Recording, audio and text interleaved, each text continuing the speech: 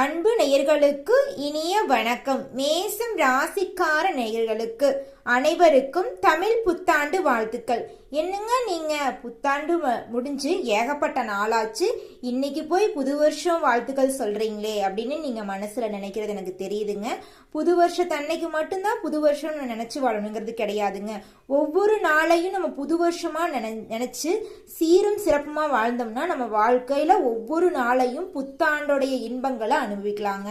நம்ம மனசு தாங்க எல்லாமே. ஒவ்வொரு நாளையும் நம்மளுக்கு பிடிச்ச மாதிரி ரசிச்சு வாழ்ந்தவனாவே நம்மளுக்கு அந்த நாட்கள் எல்லாமே புது வருஷம் மாதிரி சிறப்பா இருக்குங்க.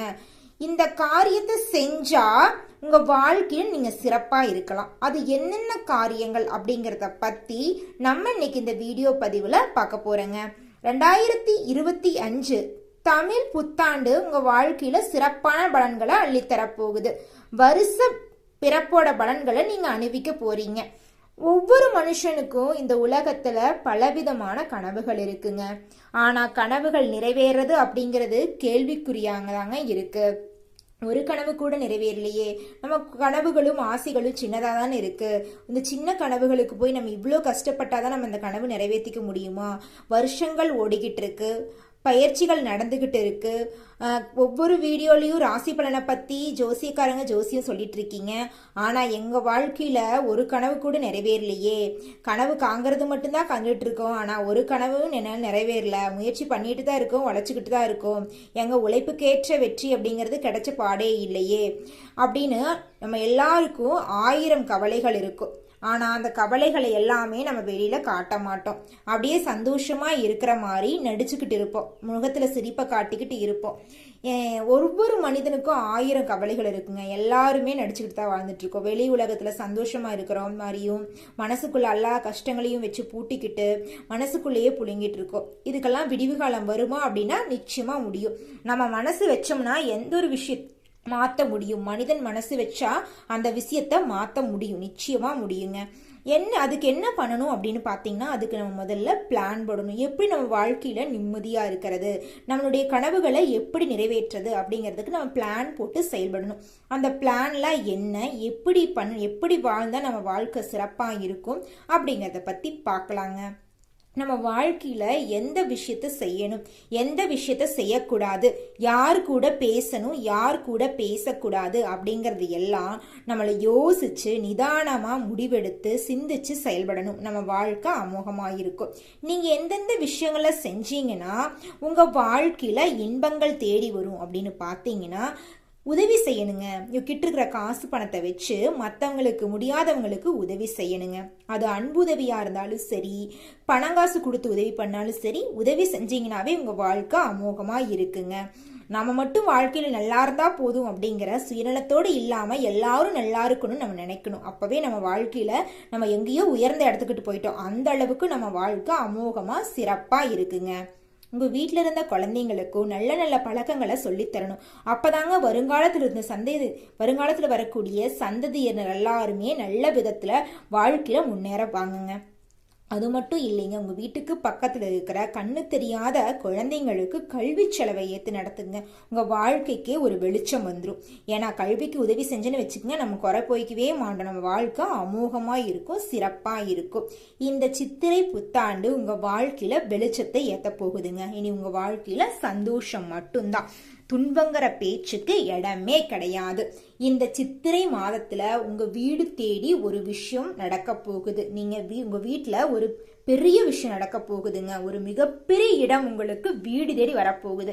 ஒவ்வொருத்தங்களுக்கு ஒவ்வொரு இடம். ஒருத்தங்களுக்கு சொத்து ரீதியாக ஆசை இருக்கலாம், ஒருத்தங்களுக்கு வீடு கட்டணும்னு ஆசையா இருக்கலாம், ஒருத்தங்களுக்கு 30 வயசு ஆயிடுச்சு திருமணம் ஆகல, திருமணம் ஆகும்னு ஆசையா இருக்கலாம், குழந்தை பாக்கியம் இல்ல எனக்கு குழந்தை பாக்கியம் கிடைக்கணும்னு ஆசையா இருக்கலாம், புதிதா தொழில் தொடங்கணும் அதுக்கான பணம் கிடைக்கணும் வங்கியில இருந்துன்னு ஆசை இருக்கலாம், குடும்பத்தோட நிம்மதியா வாழணும், கடன் பிரச்சனை இல்லாம வாழணும் அப்படிங்கிற ஆசை இருக்கலாம், எனக்கு நோய் நொடி இல்லாம வாழணும், நிம்மதியா வாழணும், பிடிச்ச உணவை சாப்பிட்டு நிம்மதியா இருக்கணும், எந்த ஒரு கவலையும் இல்லாம அப்படின்னு சில பேர்த்துக்கு ஆசை இருக்கலாம்.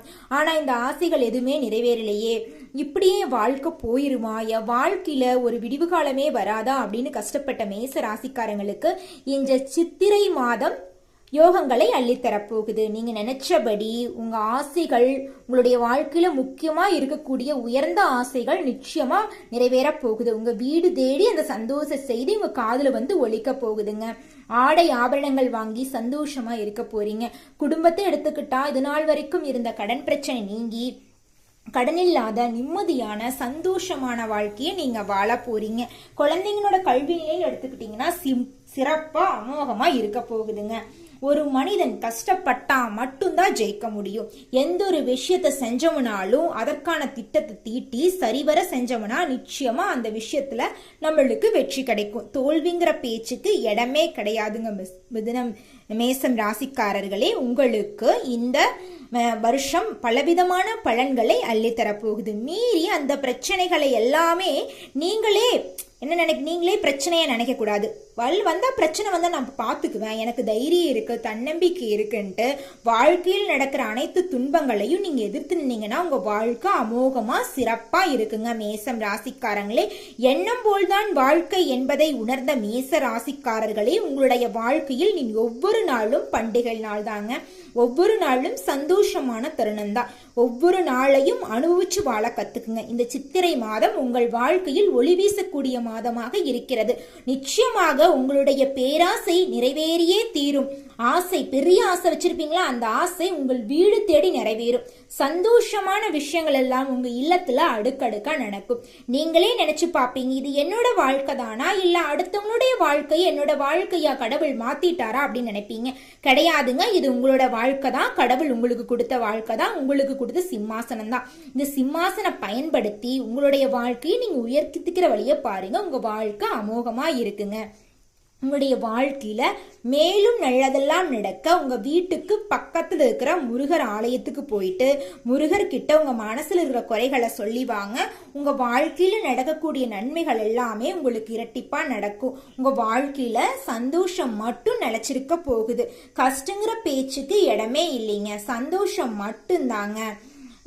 சூரிய பகவான் ஏப்ரல் 14ஆம் தேதி மீனம் ராசியிலிருந்து மேசம் ராசிக்கு பயிற்சி ஆகிறாருங்க.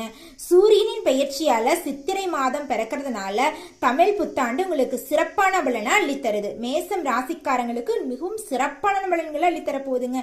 செவ்வாய் பகவானை அதிபதியாக கொண்ட மேச ராசிக்காரங்களுக்கு சூரியன் உச்ச பலனை தரக்கூடியவரா இருக்கிறாருங்க.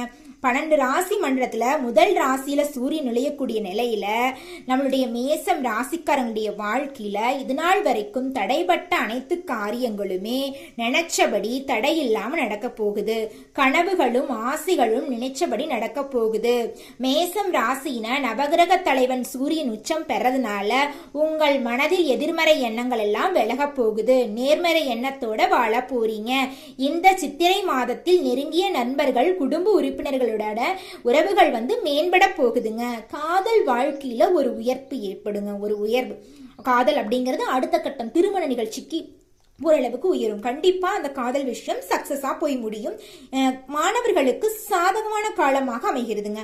படிப்புல முன்னேற்றம் காணப்படும். இந்த மாதம் உங்க கோபத்தை கட்டுப்படுத்தி நிதானத்தோட பொறுப்போடும் செயல்படுத்தீங்கன்னா உங்க குடும்பத்திலையும் பணு இடைத்திலையும் உங்களுக்கான சிறந்த பேரை நீங்க பெறக்கூடியவங்களா இருப்பீங்க.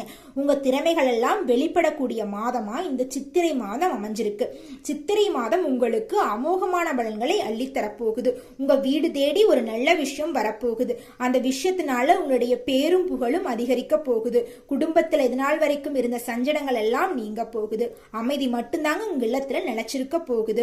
உங்களுடைய தெய்வத்தை வணங்கிட்டு, உங்களுக்கு பிடிச்ச தெய்வத்தை வணங்கிட்டு உங்க வேலையை செய்யுங்க. பொறுப்போட பொறுமையோட செயல்படுங்க. நிச்சயமா உங்க வாழ்க்கையில வெற்றி கிடைக்கும். ஓ முருகா போற்றி, ஓ முருகா போற்றி, ஓ முருகா போற்றி. நன்றி, வணக்கம்.